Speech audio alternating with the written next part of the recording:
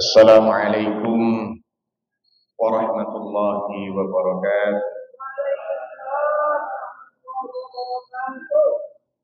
Bismillah walhamdulillah wassalatu wassalamu ala Rasulillah Sayyidina Muhammadin ibni Abdullah wa ala alihi wa sahbihi wa mawala. La hawla wa la quwata illa billah. Qala rabbi shrah li sadri wa yassir li amri wa hlul 'uqdatam min lisani yafqahu qawli. Wa qala aidan subhanaka la ilma lana illa ma 'allamtana innaka antal alimul hakim. Jamaah sekalian yang dirahmati oleh Allah Subhanahu wa taala, alhamdulillah kita semua bersyukur kehadirat Allah Subhanahu wa taala. Kita masih diberikan kesempatan oleh Allah untuk melaksanakan ibadah puasa di bulan suci Ramadan ini. Mudah-mudahan seluruh ibadah kita diterima oleh Allah Subhanahu wa taala. Amin Allahumma. Sehat semua Bapak Ibu, karena banyak di antara saudara-saudara kita, keluarga kita yang mungkin diberi sakit karena mungkin kondisi cuaca dan lain sebagainya. Yang sakit kita doakan semoga segera diberikan kesembuhan oleh Allah Subhanahu wa taala. Sudah buka puasa semua Bapak Ibu? Sampun boten anu nggih. Lek sudah buka puasa itu insya Allah boten kagetan. Tapi kula niki wau mantun buka puasa yo sik tetep jumbul. Terus ngapunten pengurus takmir itu nopo alat nyamuk itu saya matikan, kula jumbul. Tiba-tiba mencolok. Tapi panjenengan insya Allah boten nggih. Iki guyon tok, guyon tok. Mungkin kita semua senantiasa diberikan keistiqomahan oleh Allah Subhanahu wa taala. Jamaah sekalian yang dirahmati oleh Allah, sebagaimana kita ketahui bahwa kita diperintahkan untuk berpuasa, tujuannya niku napa? Tujuannya agar kita semua senantiasa bertakwa kepada Allah Subhanahu wa taala. Ya ayyuhalladzina amanu kutiba alaikumus shiyam kama kutiba alal ladzina min qablikum la'allakum tattaqun. Nah, kalau struktur bahasa la'allakum tattaqun dalam bahasa Inggris itu kalau tidak salah dia termasuk pada verbnya itu adalah simple continuous tense. Maknanya adalah agar kita senantiasa bertakwa. Itu tujuannya. La'allakum tattaqun itu maknanya adalah kita senantiasa continuous. Kita senantiasa bertakwa kepada Allah Subhanahu wa taala. Nah, salah satunya adalah dengan diperintahkannya kita berpuasa. Nah, jamaah sekalian yang dirahmati oleh Allah, dalam mengarahkan diri kita ini menuju keistiqomahan, menuju ketakwaan, maka kita juga harus memanage puasa ini berpuasa yang berkualitas, puasa yang baik. Kalau kita mengambil nasihat yang disampaikan oleh Imam Al-Ghazali di dalam kitab Ihya Ulumuddin, kita sebenarnya menaikkan derajat puasanya tidak cukup hanya pada derajat puasanya orang awam. Apa itu? Puasa orang awam itu kata Imam Al-Ghazali, orang yang tidak makan, tidak minum, tidak berhubungan suami istri, mulai dari fajar sampai tenggelamnya matahari. Itu puasanya orang awam.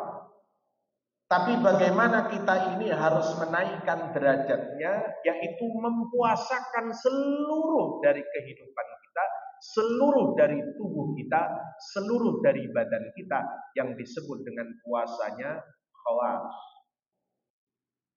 Sebenarnya jamaah sekalian, yang diajarkan oleh Imam Al-Ghazali ini berseiring atau merupakan interpretasi dari nilai hadis Kanjeng Nabi Muhammad sallallahu alaihi wasallam. Rasulullah Shallallahu Alaihi Wasallam menyampaikan asyamu junnatun.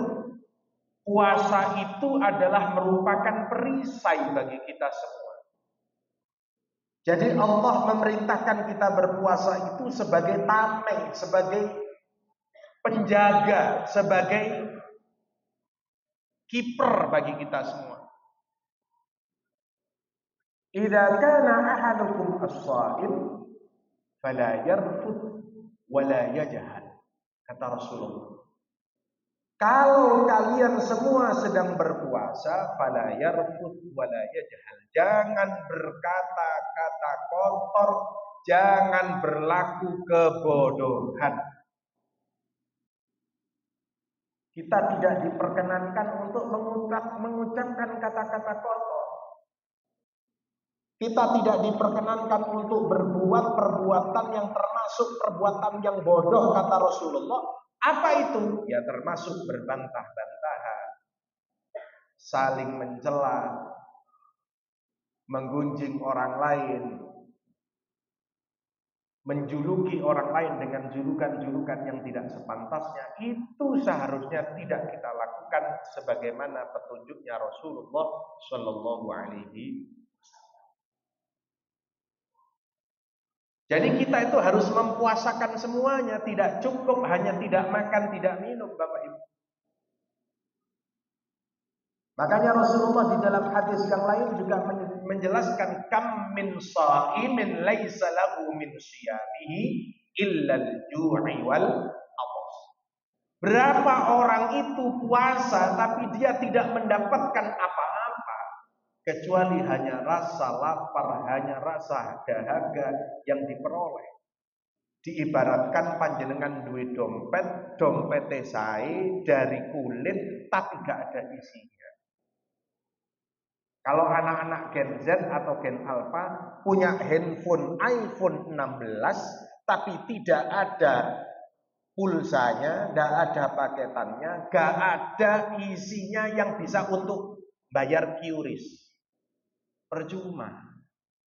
Handphone api gak ono isini. Itulah gambaran ketika kita berpuasa tapi kita tidak mempuasakan seluruhnya. Nah, setidaknya bagaimana jamaah sekalian agar kita ini puasanya berkualitas? Ada 6. Kita harus mempuasakan 6 hal. 1, mempuasakan mata kita. Dari apa? Dari hal-hal yang tidak pantas untuk kita lihat. Ketika kita berpuasa, panjenengan bapak ibu punya anak juga harus diawasi di dalam kamarnya. Benar anak itu di dalam kamar, tapi kalau dia scroll media sosial, kemudian yang dilihat adalah hal-hal yang tidak sepantasnya dilihat, maka tidak bermakna apa-apa puasa. Termasuk diri kita. Karena luar biasa Pak, godaannya luar biasa. Di media sosial itu kita tidak membuka saja, itu kadang disodorkan dengan iklan-iklan yang luar biasa. Itu harus hati-hati. Kemudian yang kedua, mempuasakan lisan kita. Al-muslim man salimal muslimuna min lisanihi wa yadihi. Dan biasanya orang yang paling terdampak dengan lisan kita ini tidak jauh-jauh Pak. Orangnya adalah orang yang berada di sekeliling kita. Suami, istri, anak kita. Puasa, tidak makan, tidak minum. Puasa Ramadan, Masya Allah. Traweh, khusyuk. Tapi ketika puasa, muring-muring nang bujur. Sing ibu nyentak-nyentak bapake, sing bapak nyentak-nyentak. Perkara klambine gak digosokno mawon isok sentak-sentakan. Anake diseneni dan lain sebagainya. Nah, ini yang harus kita tinggalkan dalam ketika kita berpuasa. Kadang ibu-ibu yang wanita karir ketika berada di kantor lembut, Masya Allah. Wangi. Tapi ketika di rumah, bapak ini jaluk gak kopi enggak. Ayo dhewe kono. Ini yang perlu kita tinggal. Kemudian yang ketiga jamaah sekalian, kita mempuasakan telinga kita. Kalau kita mendengarkan sesuatu yang sudah tidak pantas kita dengar, ada orang lain adu domba, termasuk di dalamnya di YouTube ada konten-konten yang sifatnya adu domba, tinggalkan. Min husnil islamil mar'i tarkuhu ma la ya'ni. Islam yang baik itu, cara berislam yang baik itu adalah ketika kita mampu menghindari atau meninggalkan hal-hal yang tidak manfaat bagi diri kita. Hindari. Yang keempat, mempuasakan seluruh anggota tubuh kita dari apa? Dari apa saja yang diharamkan oleh Allah. Sudah ditinggalkan. Melangkahkan kaki ke tempat yang tidak sepantasnya, ditinggalkan. Kalau mau berkualitas puasa. Yang kelima, mempuasakan diri kita agar menjadi orang yang tidak berlebih-lebihan atau yang disebut dengan israf. Boleh Pak, kulu washrabu wala tusrifu. Kita boleh makan, boleh minum, tapi tidak boleh berlebih-lebihan. Ketika kita berpuasa, kemudian sekarang ini kita mengenal dengan war takjil. Jenengan kinten-kinten sing sepuh-sepuh niki paham napa mboten war takjil? Paham ya? War takjil. Jadi memburu takjil sebanyak-banyaknya, kemudian makanannya itu dicepakno di depannya, ada es kolak, ada kolang-kaling, ada cau dan lain sebagainya, ada gorengan. Nah ini sebenarnya yang tidak cocok dengan tujuan berpuasa. Berarti kita ini tidak termasuk orang yang mampu menjaga hawa nafsu kita. Kalau pada saat buka puasa, yang ada di hadapan kita itu beragam-ragam makanan. Berarti belum mengena substansi daripada puasa. Nah, ini termasuk sing ngomong niki kadang ya kena. Nah, ayo belajar bareng-bareng, ayo belajar sarang-sarang, jangan berlebihan. Napa malih mantun buka sing ahli hisab sedal. Nang pojokan sing engko sik sembahyang magrib engko sik rada engko sik. Akhirnya mepet isya. Terus mantun-mantun krono kewaregen luar biasa, akhirnya gak melok kulu washrabu wala tusrifu.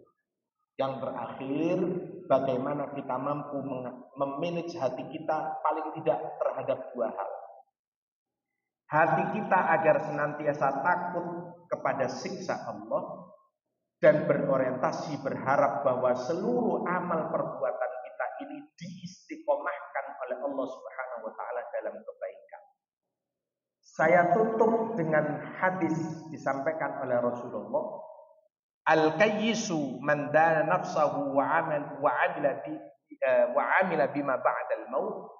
Orang yang beruntung itu adalah orang yang amalnya berbuat orientasinya untuk kehidupan setelah kematian.